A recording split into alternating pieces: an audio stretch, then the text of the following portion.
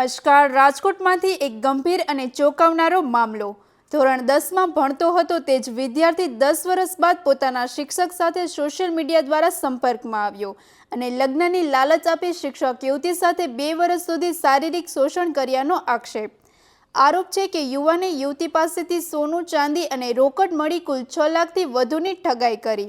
સમગ્ર મામલે ગાંધીગ્રામ પોલીસ સ્ટેશનમાં ફરિયાદ નોંધાઈ અને પોલીસ દ્વારા વધુ તપાસ હાથ ધરાઈ. વધુ સમાચાર માટે જોડાયેલા રહો આરપી ગુજરાત ન્યૂઝ રાજકોટ.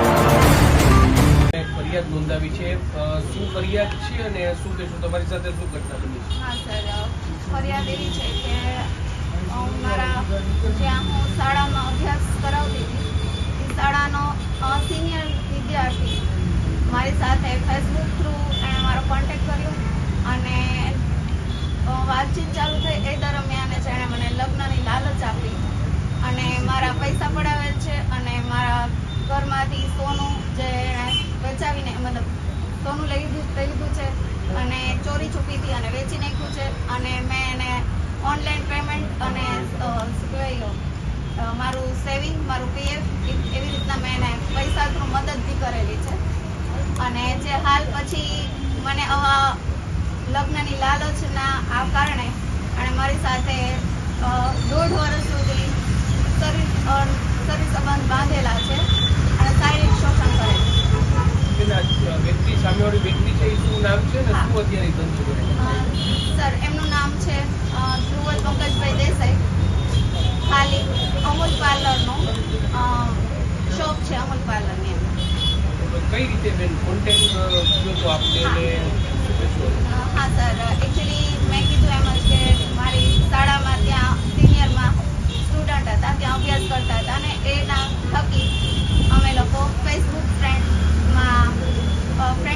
હતા અને ત્યારથી પછી 10-12 વર્ષ પછી એણે મને કોન્ટેક્ટ કરેલો અને મારા સ્ટાફ સાથે અને એમના મિત્ર દ્વારા એને મારા અંગત મતલબ મારી પર્સનલ લાઈફ વિશે એને મોસ્ટલી ખબર હોવાથી એણે મારો કોન્ટેક્ટ કરેલો છે અને એને ખ્યાલ પડ્યો છે કે હું ડિવોર્સી છું અને સિંગલ છું. એના કારણે એણે મારો કોન્ટેક્ટ કરેલો હતો અને પહેલેથી જ એનો ઈરાદો એવો હતો કે આ વ્યક્તિ એકલી રહે છે તો હું આની સાથે આવી રીતના આગળ રિલેશન વધારું. કેટલામાં ધોરણમાં અભ્યાસ કરતો હતો? સર, જ્યારે હું 2012 અને 13 મેં સ્કૂલ જોઈન કરી ત્યારે એ વિદ્યાર્થી 10મા ધોરણમાં હતા.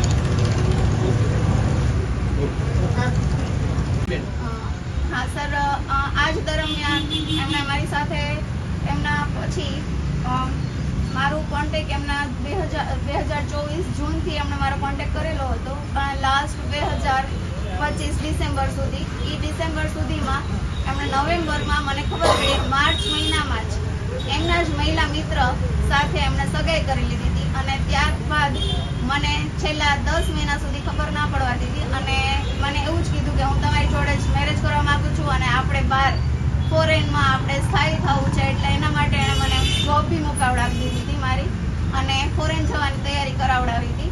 અને જ્યારે ખબર પડી સર કે એમની સગાઈ થઈ ગઈ છે, એમના મમ્મી અને એમના મંગેતર મારા ઘરે આવીને મારી સાથે બહુ બધી મને અપશબ્દો કીધેલા છે, ન બોલવાનું બોલેલા છે અને એમના મમ્મી ખાસ એમના માતુશ્રી નીલેશ્વરી દેસાઈ જે મારા ઘરે આવીને મને ધમકાવી ગયા છે.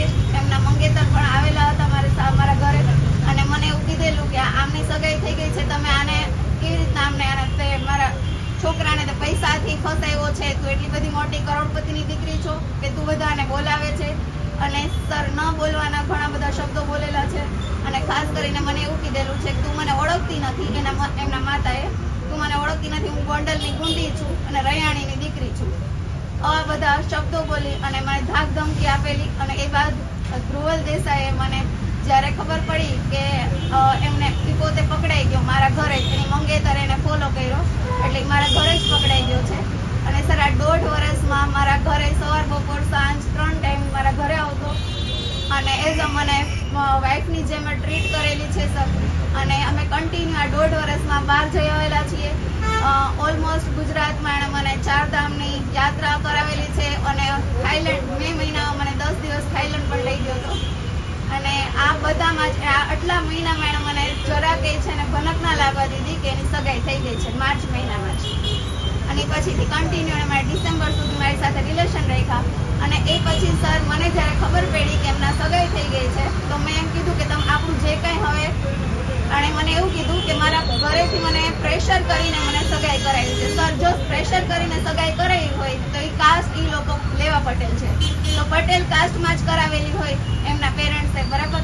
તો હાલ એમના પેરેન્ટ્સે પટેલ કાસ્ટમાં નથી કરાવેલી, એમના જે મંગેતર છે એ સોલંકી છે.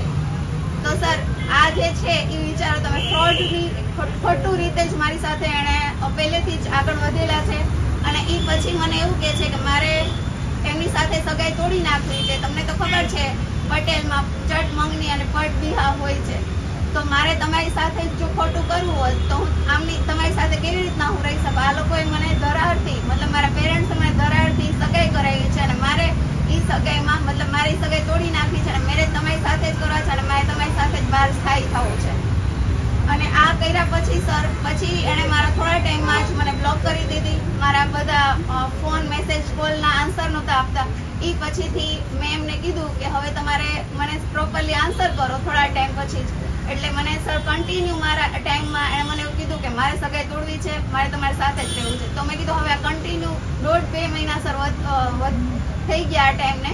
પછી મેં પ્રેશર કર્યું કે યા તો તમે મેં કીધું ત્યાં સગાઈ તોડો યા તો મારી સાથે રિલેશન પૂરા કરો, બરાબર સર. તો એણે એ ટાઈમમાં જ મને નંબર બ્લોક કર્યા, મારો કોન્ટેક્ટ કરવાનું બંધ કરી દીધું અને મારા ઘરે આવવાનું બંધ કરી દીધું. સર ત્યારે હું એમના શોપે ગઈ અને શોપે હું જ્યારે ગઈ ત્યારે મને એના એવા શબ્દો કીધા કે હું તમને ઓળખતો નથી, તમે કોણ છો, અહીંથી નીકળ.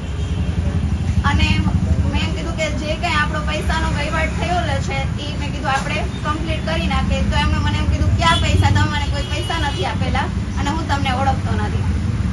આવા શબ્દો એમણે મને કીધેલા સર. કેટલા રૂપિયા તમારી સાથે? સર અંદાજે છે ને ટોટલી મારા 6,34,000 ઉપરનું છે. 34,000નું મારું ગોલ્ડ એણે વેચી નાખેલું છે અને 6,000 અંદાજે 6 લાખ રૂપિયા અને 34,000નું એણે મારું